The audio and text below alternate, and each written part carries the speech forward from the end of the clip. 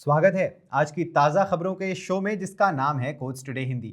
मेरा नाम है सैयद आमिर हुसैन। आइए बिना किसी देरी के आज की सुर्खियों से शुरू करें। ब्रेकिंग न्यूज में गिरफ्तार व्यक्तियों के अधिकारों पर बीएनएस और सीआरपीसी प्रावधान जीएसटी और कस्टम एक्ट पर भी लागू होंगे, सुप्रीम कोर्ट ने कहा। इलाहाबाद हाई कोर्ट ने एएसआई को संभल मस्जिद की जांच करने का आदेश दिया। रमजान से पहले सजावट की जरूरत पर कल तक रिपोर्ट मांगी है। सुप्रीम कोर्ट ने कोविड टीकाकरण के प्रतिकूल प्रभाव से मरने वालों के लिए मुआवजे पर केंद्र सरकार से जवाब मांगा। सुप्रीम कोर्ट ने भोपाल गैस त्रासदी से उत्पन्न रासायनिक कचरे के पीतमपुर में निस्तारित करने पर रोक लगाने से किया इनकार। सुप्रीम कोर्ट ने मैनुअल स्कैवेंजिंग से होने वाली मौत पर नाराजगी जताई। दिल्ली, कलकत्ता और हैदराबाद के अधिकारियों से जवाब मांगा। केंद्र सरकार ने दोषी राजनेताओं पर आजीवन प्रतिबंध लगाने से सुप्रीम कोर्ट में याचिका का विरोध किया।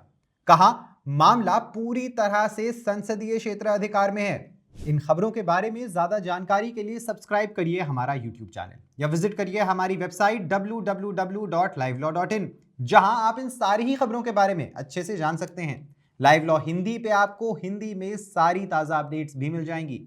अगर आपको ये वीडियो पसंद आया है तो इसे लाइक करिए और कमेंट करिए अपने व्यूज। हमें YouTube पर सपोर्ट करने के लिए हमारे वीडियो को शेयर करना बिल्कुल ना भूलें। आप हमें सपोर्ट करके लीगल जर्नलिज्म को प्रमोट कर सकते हैं।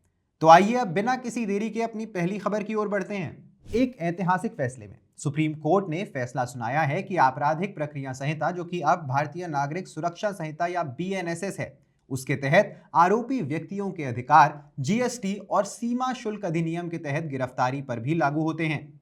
अदालत ने कहा कि अधिकारी बिना स्पष्ट कारण के लोगों को गिरफ्तार नहीं कर सकते और उन्हें अन्य आपराधिक मामलों की तरह ही सख्त कानूनी प्रक्रियाओं का पालन करना पड़ेगा। यह निर्णय धन शोधन निवारण अधिनियम यानी पीएमएलए के तहत गिरफ्तारी के संबंध में अरविंद केजरीवाल मामले में स्थापित मिसाल पर आधारित है। फैसले में यह भी स्पष्ट किया गया कि अग्रिम जमानत जीएसटी और सीमा शुल्क मामलों पर लागू होती है।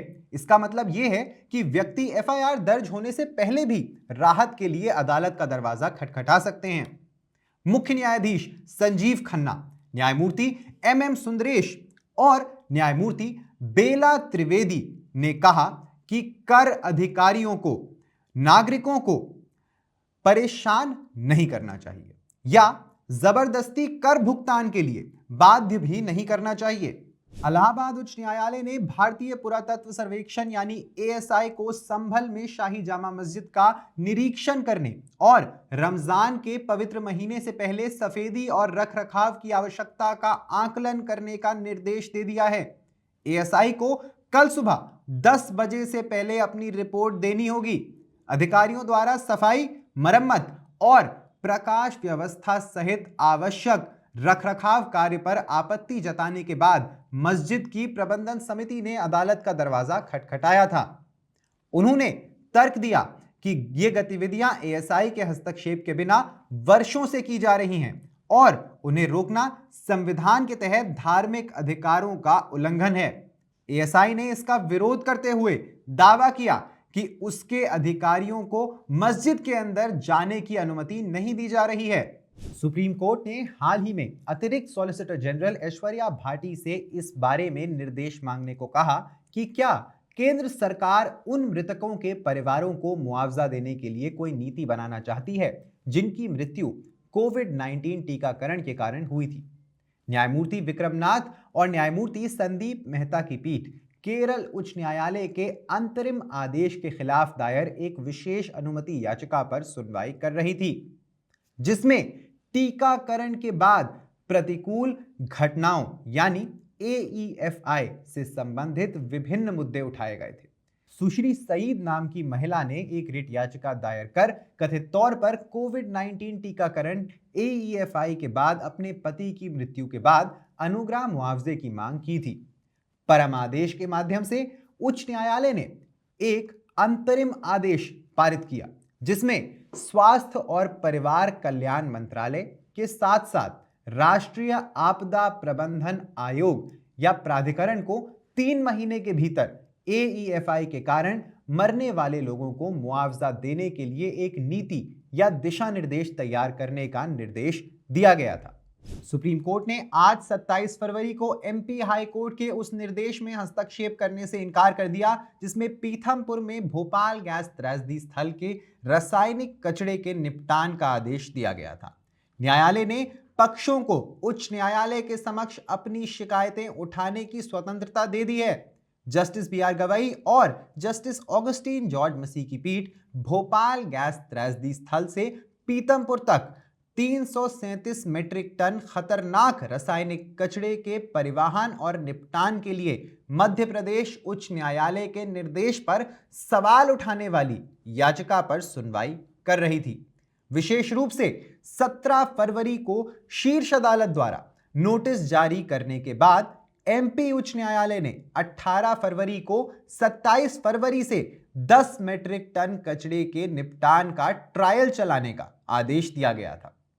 वरिष्ठ अधिवक्ता देवदत्त कामत ने पीठ को सूचित किया कि उच्च न्यायालय ने कचरा निपटान के पूरे मुद्दे को देखते हुए 15 तकनीकी सदस्यों वाली एक टास्क फोर्स समिति का गठन कर दिया है। सुप्रीम कोर्ट ने हाल ही में कोलकाता, दिल्ली और हैदराबाद के अधिकारियों द्वारा दायर हलफनामों पर असंतोष व्यक्त किया है, जो ये बताने में विफल रहे हैं कि उनके शहरों में मैनुअल स्कैवेंजिंग और मैनुअल सीवर सफाई कैसे और कब बंद की जाएगी। विशेष रूप से न्यायालय ने कहा है कि दिल्ली जल बोर्ड, कोलकाता नगर निगम और Hyderabad metropolitan water and sewage board ने इस बारे में कोई स्पष्टीकरण नहीं दिया है कि मैनुअल स्कैवेंजिंग और मैनुअल सीवर सफाई के कारण मौतें कैसे हुई हैं, जबकि अधिकारियों ने दावा किया था कि उनके संबंधित शहरों में यह प्रथा बंद हो चुकी है। 29 जनवरी को न्यायमूर्ति सुधांशु धूलिया और न्यायमूर्ति अरविंद कुमार की पीठ ने भारत में हाथ से मैला ढोने की प्रथा को खत्म करने की मांग करने वाली एक रिट याचिका में 6 महानगरीय शहरों में हाथ से मैला ढोने की प्रथा और हाथ से सीवर की सफाई पर प्रतिबंध लगाने का निर्देश पारित किया। ये शहर हैं दिल्ली, मुंबई, कोलकाता, चेन्नई, बेंगलोर और हैदराबाद। आपराधिक मामलों में दोषी पाए जाने पर राजनेताओं के चुनाव लड़ने पर स्थायी रूप से प्रतिबंध लगाने की याचिका का विरोध करते हुए केंद्र सरकार ने सुप्रीम कोर्ट में जवाबी हलफनामा दायर किया है। सरकार ने कहा कि अयोग्यता की अवधि एक ऐसा मामला है जो पूरी तरह से विधायी नीति के दायरे में आता है। यह हलफनामा वकील अश्विनी उपाध्याय द्वारा 2016 में दायर एक याचिका के जवाब में दायर किया गया है, जिसमें जन प्रतिनिधित्व अधिनियम 1951 की धारा 8 और धारा 9 की संवैधानिक वैधता को चुनौती दी गई है। धारा 8 के अनुसार जिस व्यक्ति को निर्दिष्ट अपराधों के लिए सजा सुनाई गई है वो जेल की सजा काटने के बाद 6 साल की अवधि के लिए अयोग्य हो जाएगा। धारा 9 के अनुसार जिन लोक सेवकों को भ्रष्टाचार या राज्य के प्रति विश्वासघात के लिए बर्खास्त किया गया है, उन्हें ऐसी बर्खास्तगी की तारीख से 5 साल के लिए अवधि के लिए अयोग्य ठहराया जाएगा। याचिकाकर्ता की मांग यह है कि अयोग्यता आजीवन होनी चाहिए